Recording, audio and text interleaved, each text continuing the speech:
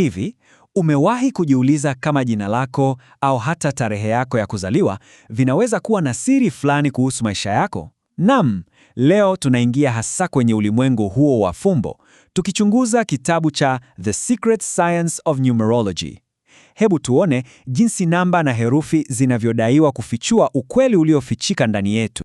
Okay, safari yetu leo inatokana na kitabu hiki hapa, The Secret Science of Numerology, na dai lake ni kubwa kweli kweli, kwamba ulimwengu wote, yani kila kitu, kinaweza kuelezewa kupitia maana zilizofichwa kwenye namba na herufi.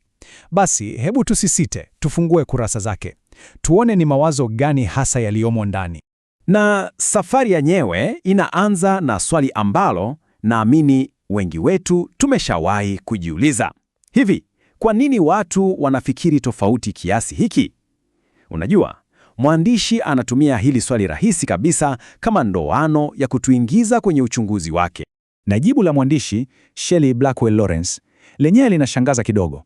Anasema hivi: kitu pekee kilichowahi kunisaidia kuelewa tofauti hizi ni somo la numerolojia.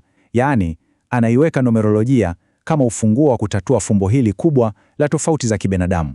Sawa, hii inatuleta kwenye sehemu yetu ya kwanza kabisa, jitihada ya kupata majibu. Hapa sasa tutaifuatilia safari binafsi ya mwandishi, safari yake ya ugunduzi, na tutaiona kana kwamba ni safari yetu wenyewe. Safari ya mwandishi ilianza na kitu cha kawaida sana, yaani kushangazwa na jinsi watu walivyo tofauti. Lakini ghafla, kitu cha ajabu kikaanza kutokea. Akaanza kuota ndoto za namba, ndoto zilizowazi kabisa. Hizi ndoto zilimpeleka kwenye semina ya numerolojia, na hapo ndipo akapata ufunuo mkubwa. Akagundua kwamba jina lake lenyewe lilikuwa na ramani ya vipaji na hata hatima yake. Akiwa na msisimiko, akaanza kuchambua majina ya kila mtu aliyekutana naye, na alichogundua kilimshitua. Uchambuzi ule ulikuwa sahihi kwa kiwango cha ajabu. Sawa, hapo tumesikia safari yake. Sasa, hebu tuingie ndani zaidi, kwenye kiini cha wazo zima. Sehemu inayofuata inaitwa mtetemo wa kila kitu.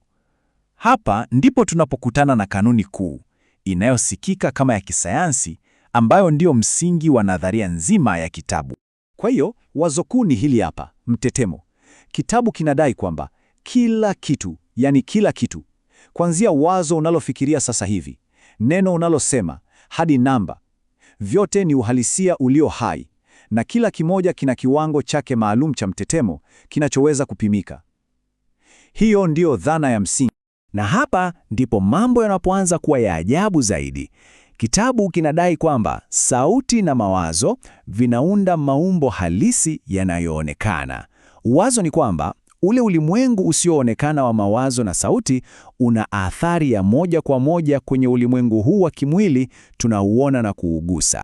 Ili kujaribu kuunga mkono wazo hili, kitabu kinataja baadhi ya vifaa ambavyo kusema kweli vinavutia sana. Fikiria kitu kama idophone kinachodaiwa kugeuza sauti ya neno kuwa umbo zuri la fuele, au kinasa mawazo ambacho kinarekodi mitetemo ya mawazo yenyewe. Halafu kuna tonoscope inayounda picha kutokana na mitetemo ya muziki. Vifaa hivi vyote vinawasilishwa kama ushahidi wa kisayansi ili kuonyesha uhusiano huu kati ya visivyoonekana na vinavyoonekana. Sasa, wazo hili halikuanza jana. Linatoka mbali sana. Hebu turudi nyuma kidogo kwenye historia, kwenye chanzo chake. Hii sehemu inahusishwa na namba hai za Pythagoras, yule mwanahisabati na mwanafalsafa maarufu wa kale wa Ugiriki. Pythagoras huyu, kulingana na kitabu, hakuwa mtu wa kawaida. Inasemekana kuzaliwa kwake kulitabiriwa. Alisafiri kwa miaka 30 mzima akijifunza kutoka kwa watu wenye hekima huko Syria na Misri. Akaja kuanzisha chuo chake kikuu. Na ingawa maisha yake yalikatishwa, mafundisho yake yaliendelezwa na wanafunzi wake. Kwa kuiweka hadithi yake hivi, kitabu kinajenga wazo kwamba mafundisho yake hayakuwa tu hisabati, bali ni ufunuo wa siri za ulimwengu. Na hapa sasa ndipo tunapofika kwenye tofauti muhimu sana, tofauti ya jinsi tunavyoziona namba. Sisi tumezoea kuona namba kama kiasi, vitu vya kupimia tu. Lakini kwa Pythagoras, namba zilikuwa na ubora, zilikuwa uhalisia ulio hai. Hili ni badiliko kubwa la kifikra. Kwetu sisi, 2 jumlisha 2 ni 4, mwisho wa habari.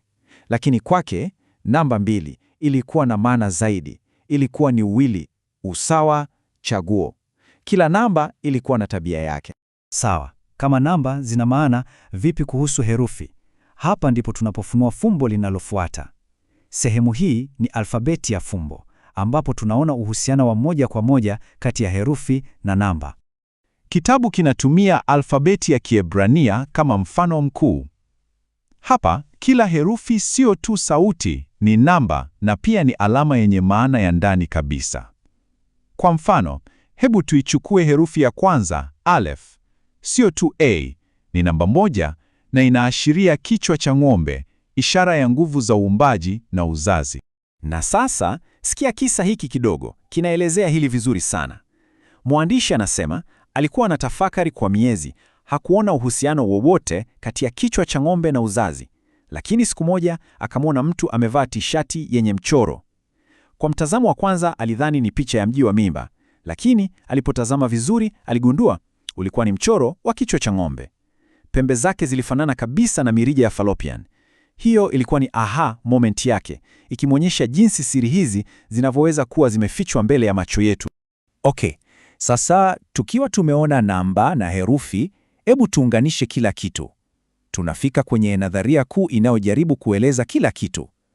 Sehemu hii ni kama ramani kuu ya ulimwengu wote. Na ramani yenyewe ndiyo hii hapa, mti wa uhai. Huu mchoro una asili yake katika falsafa ya kale ya Kabala. Fikiria kama ramani ya jinsi kila kitu kilivyoumbwa. Hizi durukumi zinazoitwa Sephiroth zinawakilisha namba, na hizi njia 22 zinazounganisha zinawakilisha herufi. Pamoja vinaunda mfumo mzima wa uhalisia kuanzia Mungu hadi kwenye ulimwengu wetu. Sasa, vipi wazo linageuka kuwa kitu halisi kulingana na ramani hii? Kitabu kinasema ni safari ya hatua 4 kupitia dunia 4.